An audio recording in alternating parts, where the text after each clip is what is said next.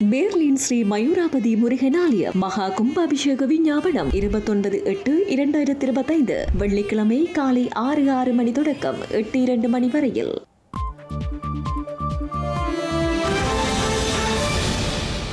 வணக்கம். இது ஐபிசி தமிழின் இரவு பிரதான செய்திகள். முதலில் தலைப்புச் செய்திகள்.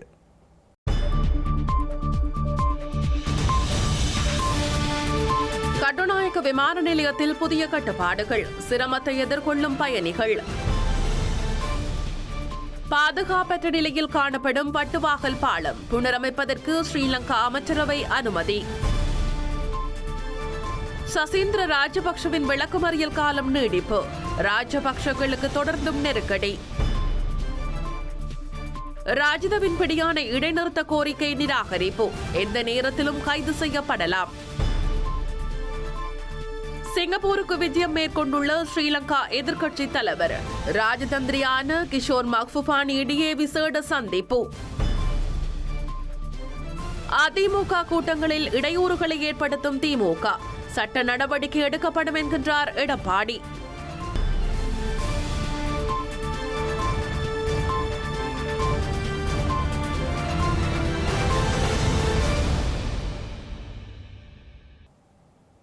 தொடர்வது விரிவான செய்திகள். முல்லைத்தீவில் இறுதி யுத்தத்தின் அடையாள சின்னமாக காணப்படும் வட்டுவாகல் பாலத்தின் புனரமைப்பு பணிகளுக்கான ஒப்பந்தத்தை வழங்குவதற்கு ஸ்ரீலங்கா அமைச்சரவை அனுமதி வழங்கியுள்ளது. குறித்த பாலத்தின் நிர்மாண பணிகளுக்கான ஒப்பந்தத்தை வழங்க ஸ்ரீலங்காவின் போக்குவரத்து, நெடுஞ்சாலைகள், துறைமுகங்கள் மற்றும் குடிசார் விமான சேவைகள் அமைச்சரும் நாடாளுமன்ற சபை முதல்வருமான பிமல் ரத்நாயக்க சமர்ப்பித்த யோசனைக்கு அமைச்சரவை அங்கீகாரம் வழங்கியுள்ளது. வட்டுவாகல் பாலம் என அழைக்கப்படும் பரந்தன் கரைச்சி முல்லைத்தீவு வீதியின் 50/1 இலக்க பாலம் முல்லைத்தீவு மாவட்டத்தில் நந்திக்கடல் களப்புக்கு குறுக்காக அமைக்கப்பட்டுள்ளது. 2009ஆம் ஆண்டில் இறுதியாக திருத்தப்பட்டுள்ள குறித்த பாலம் தற்போது பாதுகாப்பற்ற நிலையில் காணப்படுகின்றது. அதனால் வீதி அபிவிருத்தி அதிகார சபையால் இருவழி பாதையுடன் கூடிய புதிய பாலமாக அதனை நிர்மாணிப்பதற்கு திட்டமிடப்பட்டுள்ளது. அதற்காக தேசிய போட்டி விலைமனு கோரல் முறையின் அடிப்படையில் விலைமனுக்கள் கோரப்பட்டுள்ளன. ஸ்ரீலங்காவின் முன்னாள் அமைச்சர் ராஜித சேனாரத்ன தமக்கு எதிராக பிறப்பிக்கப்பட்டுள்ள பிடியாணை உத்தரவை நிறுத்தி வைக்க உத்தரவிடக் கோரி தாக்கல் செய்த மனுவை கொழும்பு நீதவான் நீதிமன்றம் நிராகரித்துள்ளது. இந்த நிலையில் தலைமறைவாகியுள்ள ராஜித சேனாரத்ன எந்த நேரத்திலும் கைது செய்யப்படலாம் என்றும் தெரிவிக்கப்பட்டுள்ளது. ஸ்ரீலங்காவின் முன்னாள் அமைச்சர் ராஜித சேனாரத்னவை கைது செய்யுமாறு கடந்த 12ஆம் தேதி கொழும்பு மேலதிக நீதவானினால் பிடியாணை பிறப்பிக்கப்பட்டது. இந்த நிலையில் குறித்த பிடியாணையை தற்காலிகமாக ஒத்திவைப்பதற்கு உத்தரவொன்றை பிறப்பிக்குமாறு தமது சட்டத்தண்ணியூடாக நேற்றைய தினம் நகர்த்தல் பத்திரம் ஊடாக ராஜித சேனாரத்ன கொழும்பு பிரதான நீதவானிடம் கோரிக்கை விடுத்திருந்தார். குறித்த கோரிக்கை இன்றைய தினம் கொழும்பு பிரதான நீதவான் தனுஜா லக்மாலி ஜெயதுங்கவினால் நிராகரிக்கப்பட்டுள்ளது. அதன்படி கிரிந்த மீன்பிடி துறைமுகம் தொடர்பில் கையூட்டல் ஒழிப்பு ஆணைக்குழு முன்னெடுக்கும் விசாரணைக்கமைய முன்னாள் அமைச்சர் ராஜித சேனாரத்னவுக்கு எதிராக பிறப்பிக்கப்பட்ட பிடியாணை தொடர்ந்தும் நடைமுறையில் காணப்படுகின்றது. ஸ்ரீலங்காவின் முன்னாள் ராஜாங்க அமைச்சர் சசீந்திர ராஜபக்ஷ மீண்டும் விளக்கமறியலில் வைக்கப்பட்டுள்ளார். கொழும்பு நீதவான் நீதிமன்றம் இந்த உத்தரவை பிறப்பித்துள்ளது. ஸ்ரீலங்காவின் லஞ்ச ஊழல் ஒழிப்பு ஆணைக்குழுவினால் கைது செய்யப்பட்ட சசீந்திர ராஜபக்சவை இன்று வரை விளக்கமறியலில் வைக்குமாறு கொழும்பு நீதவான் நீதிமன்றம் உத்தரவிட்டிருந்தது. இந்த நிலையில் சசீந்திர ராஜபக்சவுக்கு எதிரான வழக்கு இன்று மீண்டும் விசாரணைக்கு எடுத்துக்கொள்ளப்பட்ட போது அவரை எதிர்வரும் ஆகஸ்ட் மாதம் 26ஆம் தேதி வரை மேலும் விளக்கமறியலில் வைக்குமாறு நீதவான் ஆணை பிறப்பித்துள்ளார். நுகேகொடையில் உள்ள அவரது இல்லத்தில் வைத்து கடந்த 6ஆம் தேதி சசீந்திர ராஜபக்ச கைது செய்யப்பட்டிருந்தார். கடந்த 2022ஆம் ஆண்டு நாடு முழுவதும் நடந்த போராட்டங்களின் போது தீக்கிரையாக்கப்பட்ட செவனகல கிரிபன் வேவ பகுதியில் உள்ள சேதமடைந்த கட்டடம் ஒன்றுக்கு மற்றொரு நபர் மூலம் இழப்பீடு பெற்றதாக அவருக்கு எதிராக குற்றம் சாட்டப்பட்டுள்ளது. இந்த சேதமடைந்த கட்டடம் ஸ்ரீலங்கா மகாவலி அதிகார சபைக்கு சொந்தமானது என்று அடையாளம் காணப்பட்டதால் இழப்பீடு வழங்குவது நிராகரிக்கப்பட்டதாக தெரிவிக்கப்பட்டுள்ளது. எனினும் சசீந்திர ராஜபக்ச சேத மதிப்பீட்டு அலுவலகத்தில் நியமிக்கப்பட்ட சில அரசு அதிகாரிகள் மீது தனது அதிகாரப்பூர்வ அதிகாரத்தை பயன்படுத்தி முடிவை மீறி இழப்பீடு பெறும் முயற்சியில் தேவையற்ற செல்வாக்கை பயன்படுத்தியதாகவும் லஞ்ச ஊழல் குற்றச்சாட்டுகளை விசாரிக்கும் ஆணைக்குழு ஆணைக்குழு கூறியுள்ளது.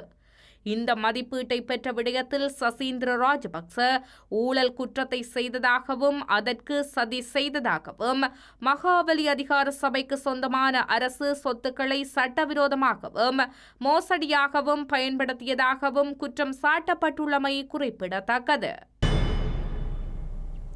கட்டுநாயக்க சர்வதேச விமான நிலையத்தின் முனையம் 2 விரிவாக்கம் செய்யப்படாதது உட்பட பல பிரச்சினைகளை அதிக பயன்பாடுள்ள நேரங்களில் பயணிகளுடன் வரும் விருந்தினர்களுக்கு கட்டுப்பாடுகளை விதிக்க வழிவகுத்துள்ளதாக ஸ்ரீலங்காவின் குடிசார் விமான போக்குவரத்து அமைச்சர் பிமல் ரத்நாயக்க கூறியுள்ளார். கட்டுநாயக்க விமான நிலையத்தில் பல காரணங்களால் நெரிசல் ஏற்பட்டுள்ளதாக அமைச்சர் பிமல் ரத்நாயக்க சுட்டிக்காட்டியுள்ளார். கட்டுநாயக்க விமான நிலையத்தில் ஏற்பட்டுள்ள பயணிகளின் நெருக்கடி காரணமாக வியாழக்கிழமை முதல் சனிக்கிழமை வரை இரவு 10 மணி முதல் நள்ளிரவு வரை கட்டுநாயக்க விமான நிலையத்தில் உள்ள புறப்பாடு பகுதிக்குள் பயணிகள் விருந்தினர்கள் நுழைவது மட்டுப்படுத்தப்பட்டுள்ளது. பயணிகள் தமது அன்புக்குரியவர்களுடன் வருவது இந்த பிரச்சினைக்கு ஒரு காரணம் என கூறியுள்ள அமைச்சர் பிமல் ரத்நாயக்க உள்கட்டமைப்பு சிக்கல்கள் இருப்பதையும் சுட்டிக்காட்டியுள்ளார். விமான நிலையத்தின் முனையம் 2 விரிவாக்கம் செய்யப்படாதது, குறைந்த எண்ணிக்கையிலான சோதனை மையங்கள், குடிவரவு அதிகாரிகளின் பற்றாக்குறை, தாமதமான எண்ணியல் மயமாக்கல் ஆகியனவும் நெரிசலுக்கு காரணம் என அமைச்சர் கூறியுள்ளார்.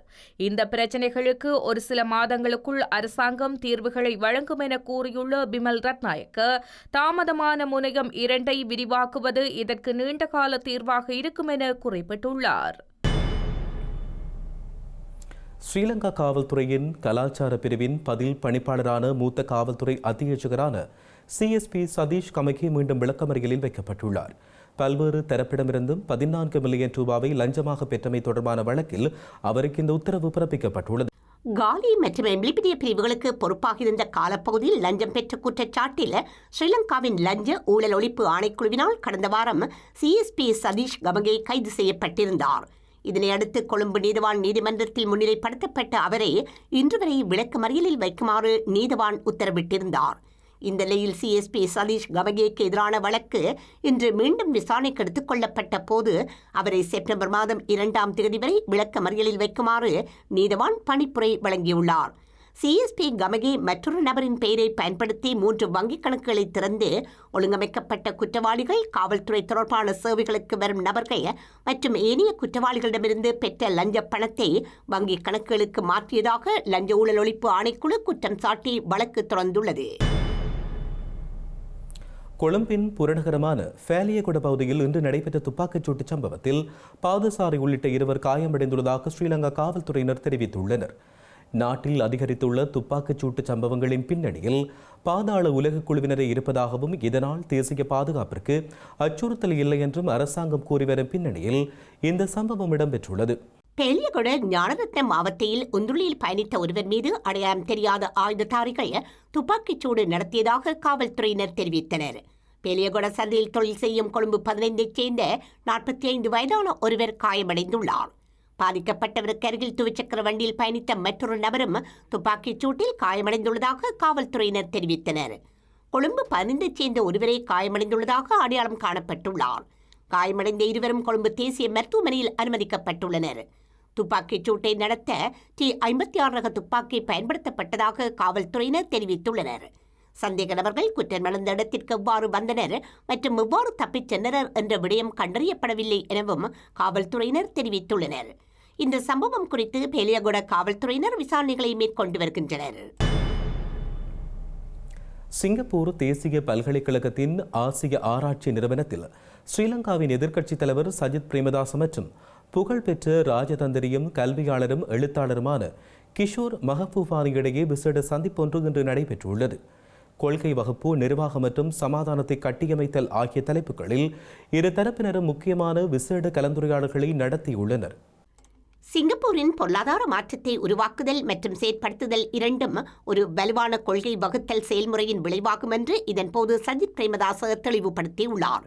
எனவே சிங்கப்பூரின் அனுபவத்திலிருந்து இலங்கை பல தனித்துவமான பாடங்களை கற்றுக்கொள்ள முடியும் என்றும் பயனுள்ள மற்றும் மக்களை மையமாக கொண்ட கொள்கைகளை வகுக்கும் போதும் அவர்களின் திறனை மேம்படுத்துகின்ற போதும் இலங்கையின் அரச தலைவர்கள், கொள்கை வகுப்பாளர்கள், குறிப்பாக நாடாளுமன்ற உறுப்பினர்கள் ஆகியோருடன் தமது நிபுணத்துவ அறிவை பகிர்ந்து கொள்வதில் இணையுமாறு எதிர்க்கட்சித் தலைவர் சஜித் பிரேமதாச கிஷோர் மகபூபானியிடம் கேட்டுக்கொண்டார்.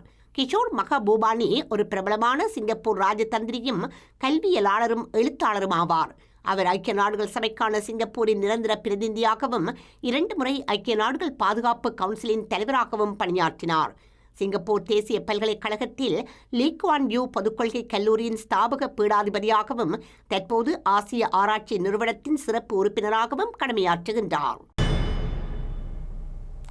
முல்லைத்தீவிலிருந்து கொழும்பு நோக்கி பயணம் மேற்கொள்ளும் பிரயாணிகள் இரவு நேர சேவையில் ஈடுபடுகிற பேருந்துகளால் சிரமங்களை எதிர்நோக்கி வருவதாக நாடாளுமன்ற உறுப்பினர் ரவிகரன் தெரிவித்துள்ளார்.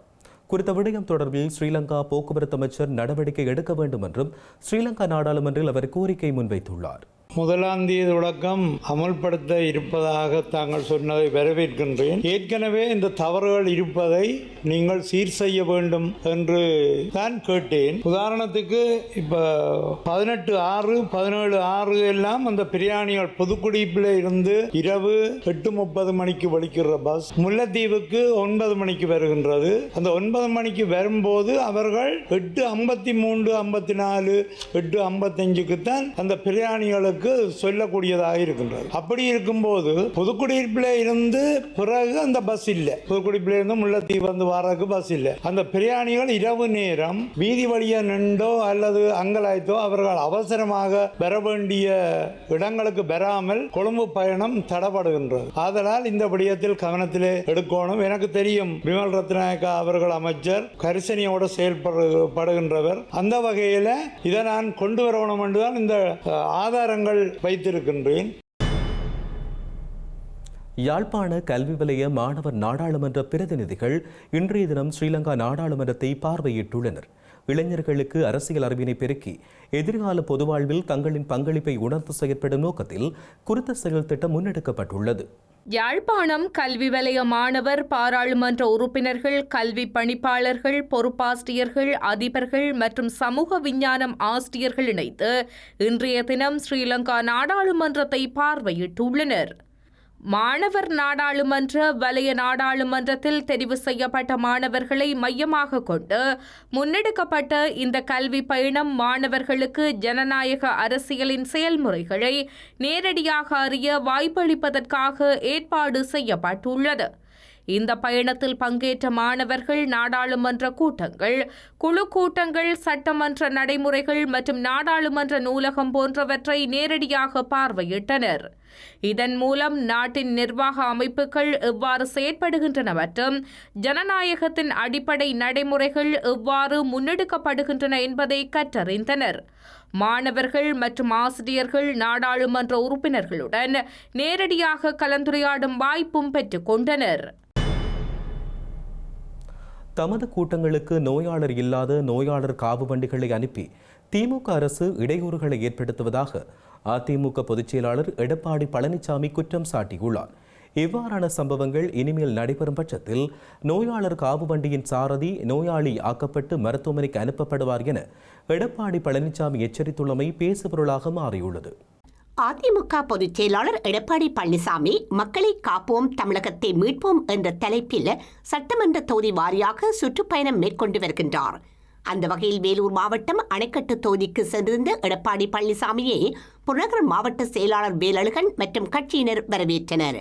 இரவு 10:30 அளவில் அணைக்கட்டு எம்ஜிஆர் சிலை அருகே ஆயிரக்கணக்கான மக்கள் மத்தியில் எடப்பாடி பழனிசாமி உரையாற்ற ஆரம்பித்த போது மக்கள் கூட்டத்தின் நடுவே 108 நோயாளர் காவு வண்டியொன்று சென்று நின்றது.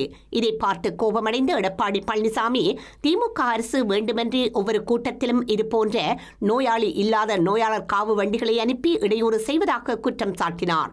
மக்களுக்கு ஏதாவது ஏற்பட்டால் யார் பொறுப்பு என கேள்வி எழுப்பியுள்ள எடப்பாடி பழனிசாமி இதுவே திமுகவின் கேவலமான செயலாகும் எனவும் சாடியுள்ளார்.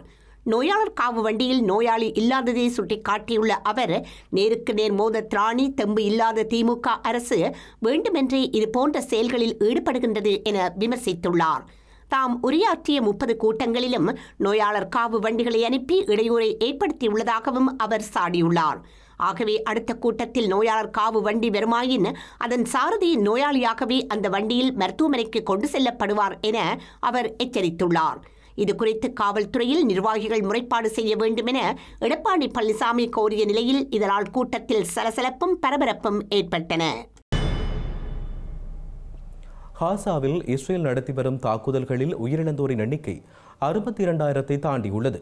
இந்த நிலையில் போர் நிறுத்த முன்மொழிவு குறித்து இஸ்ரேலின் பதிலை எதிர்பார்த்துள்ளதாக பேச்சுக்களுக்கு மத்தியஸ்தம் வகிக்கும் கட்டார் தெரிவித்துள்ளது.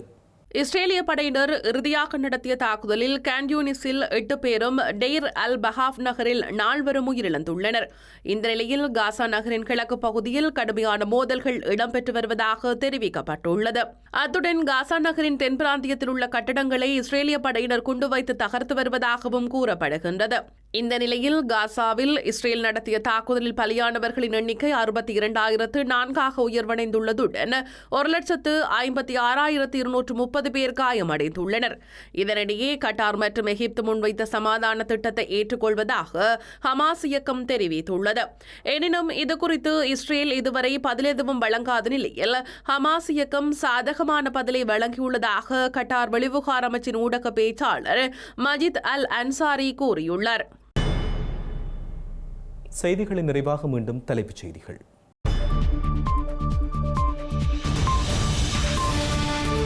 கட்டுநாயக்க விமான நிலையத்தில் புதிய கட்டுப்பாடுகள், சிரமத்தை எதிர்கொள்ளும் பயணிகள். பாதுகாப்பற்ற நிலையில் காணப்படும் பட்டுவாகல் பாலம் புனரமைப்பதற்கு ஸ்ரீலங்கா அமைச்சரவை அனுமதி. சசீந்திர ராஜபக்சவின் விளக்கமறியல் காலம் நீடிப்பு, ராஜபக்சகளுக்கு தொடர்ந்தும் நெருக்கடி.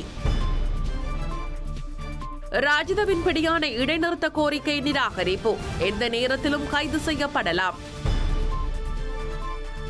சிங்கப்பூருக்கு விஜயம் மேற்கொண்டுள்ள ஸ்ரீலங்கா எதிர்க்கட்சி தலைவர், ராஜதந்திரியான கிஷோர் மக்ஃபுபானி இடையே விசேட சந்திப்பு. அதிமுக கூட்டங்களில் இடையூறுகளை ஏற்படுத்தும் திமுக, சட்ட நடவடிக்கை எடுக்கப்படும் என்கின்றார் எடப்பாடி.